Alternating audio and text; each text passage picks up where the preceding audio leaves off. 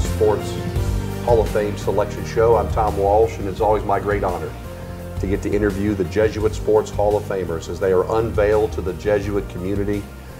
And we have our second Jesuit Sports Hall of Famer that's being unveiled from this great class in 2018, John Phill Kidwell from the Jesuit class of 1998, an outstanding golfer. We're going to hear a lot about golf accolades and other great experiences that John Phill had here at Jesuit. John Phill, let me be among the first, not the first, but among the first to say congratulations on being a Jesuit Sports Hall of Famer. Thanks, Tom. Appreciate it. So, one of the great questions or favorite questions I get to ask, I'm going to start with you with this question. Tell me about the call. Who called? Who told you that you were, in fact, going to be inducted this May, on May 5th, at the Terry Center to the Jesuit Sports Hall of Fame? Brian Hall. And he had left me a voicemail saying, hey, this is Brian from Jesuit. Give me a call back. It's like, well, that's kind of weird. It's not phone-a-thon time. You know, what do they want? So actually had a really busy day. I didn't get to call him back till the next morning. And he just said, hey, I've got some really good news for you. And I was like, okay. You know, did I win the car raffle in the auction already?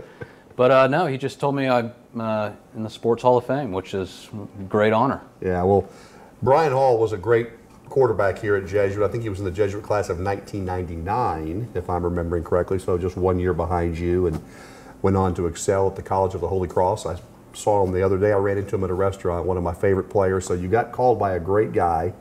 And what did it mean to you when it sunk in that your school, this special place here at 12345 Inwood Road, with all these great athletes over so many years, had decided that it was time to induct you into the Hall of Fame? Yeah, it's been a huge honor, and you know, it's been 20 years since I've been here, and I think it's been 48 hours since I found out, and it's just been a huge flashback to kind of this old life I used to live, and it's been great. Yeah. Well, John Phill, as I mentioned at the beginning of our interview, you were a great golfer, and I want to talk about some of the accolades that you achieved here at Jesuit. We'll start with a 4-time All-State selection, team MVP, your junior and senior year. You played in several prestigious AJGA, American Junior Golf Association tournaments. You placed 14th out of 127 participants at the 1997 American Junior Golf Association Rolex Tournament of Champions at Hilton Head Island. And I could go on, but how'd you get interested in golf? I think I've been swinging a club since I was, could stand. My dad and my grandfather were dentists, so naturally they played golf, right, in their spare time. And, I loved all other sports growing up. I played soccer, baseball, basketball. I was actually on the basketball team here freshman year. And then that's when I quickly realized basketball is not my sport. I better concentrate on something else. And I just really focused on golf starting kind of 7th or 8th grade. And, I kind of owe it all to my dad and grandfather. My dad would take me, even when I was 7 years old, he would take me on the weekends with his group, his buddies. So here I am, this 7-year-old with these, at the time, 40-year-old men, and they loved having me around. And eventually, I got old enough to beat them, and it's kind of how I made money through high school, was betting with these guys on the weekends, but just fell in love with the game. Well, you mentioned your father, and of course your father, I want to mention it right now since we're talking about him. Not only did he have a great impact, obviously, in introducing you to the game of golf, a game that you love, but he's also a Jesuit graduate. He is. Yeah. What year did he graduate? 1968. 1968. So what was it like to tell your father that you were a Jesuit Sports Hall of Famer? It was special. I waited a little while. I didn't pick up the phone and call him right away. Of course my wife wanted me to, but I wanted it to sink in a little bit. But and I'm sure he has by now, but the next person I'm going to call is my grandfather, because he had just as much to do with this than my father. So, John, Phill, I know that we were visiting before we started the interview. You had some outstanding teammates here at Jesuit in the golf program, and I know that you wanted to mention them. So why don't you talk about the teammates and the impact they had on you in your career and your life, frankly? Sure, yeah. And so I came to Jesuit knowing I wanted to be on the golf team. I grew up playing at Brookhaven, where the Jesuit team practiced, so I saw them out there all the time. And I just really got lucky. You know, golf was a different game back then. Not as many kids played it. So, you know, when I came to Jesuit, you know, I made the team, and all of a sudden I was surrounded by really good golfers. Ryan Hanratty was one of them. Patrick Hawkins was another. Both of them went on to play college golf at the University of San Diego.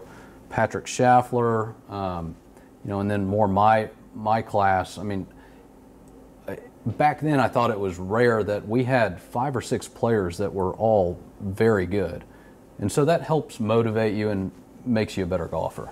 Absolutely. I recognize many of the names that you just mentioned. I mean, you know, Ryan is still an excellent golfer. I've seen him on the golf course. And he should be sitting here instead of me, maybe. I mean, well, maybe one day he will be. Hopefully next year. Yeah. John, Phill, talk about, I know that we also visited about your coaches, and you had a couple of different coaches, but I know there was one in particular that had a big impact on your life and in golf. Yeah, and it really had to do with my Brookhaven connection.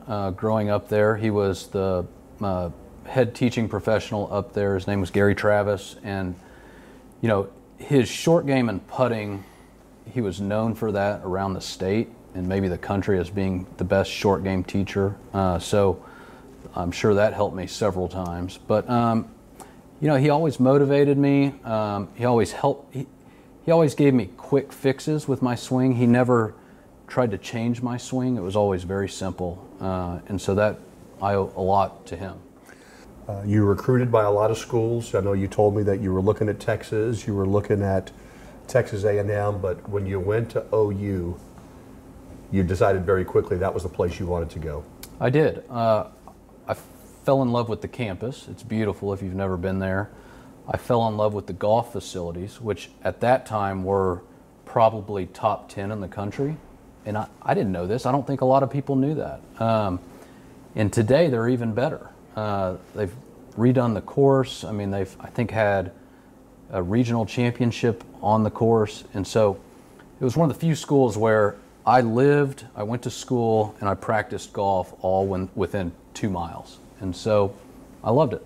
One of the things I wanted to mention that I thought was really great was that for a long time, you held the record for the best round of golf at a Big 12 championship, and you shot a 64 in the first round of the 2002 Big 12 championship, and that was a record that I think that held for many, many years and was just broken a couple years ago. Yeah, I think that's right. And I wish I could remember that round. All I remember, it was very good. It was one of those days where everything goes right. Even when I hit a bad shot, I recovered. I don't think I had any bogeys that round.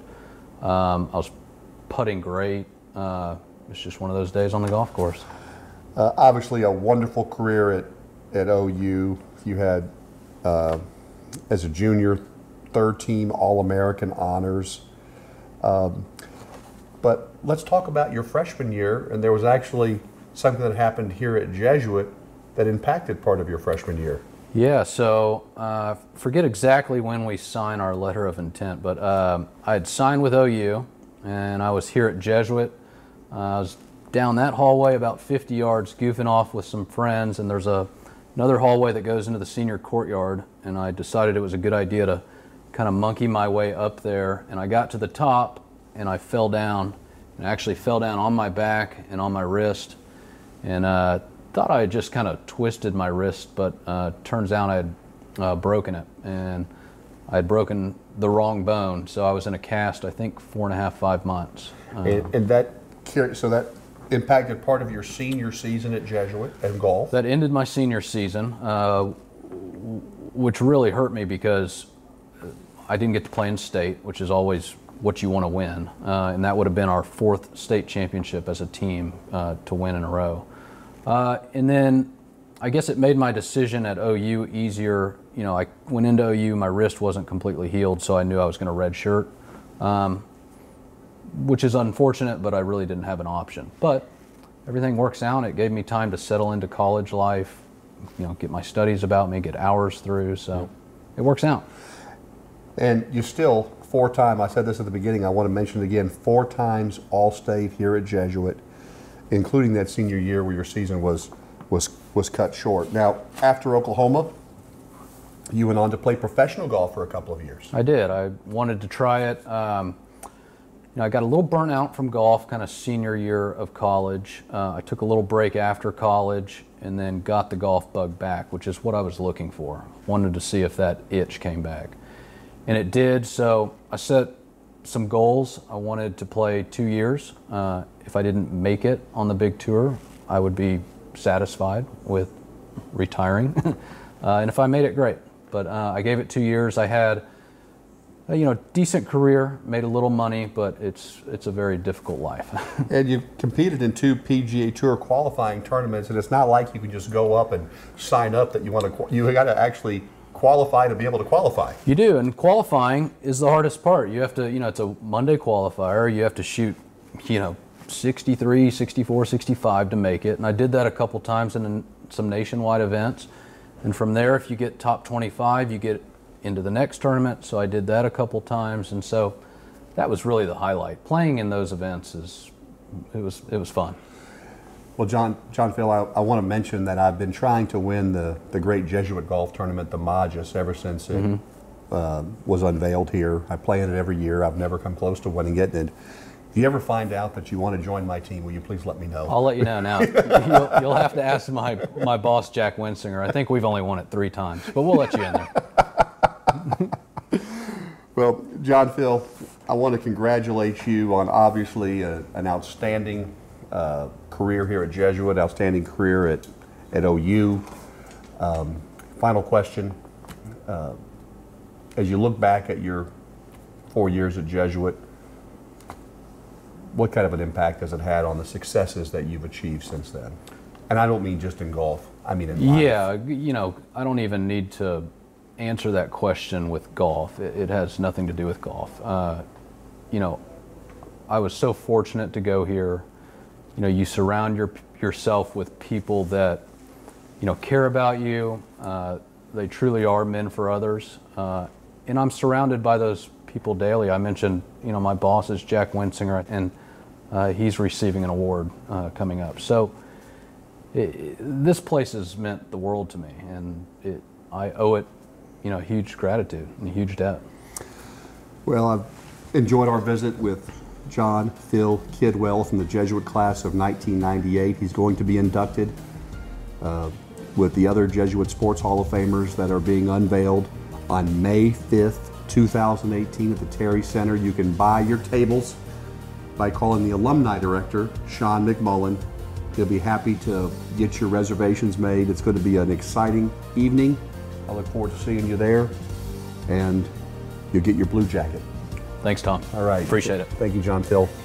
We'll come back with more interviews of the next Jesuit Sports Hall of Famers. So click the button and check those interviews out.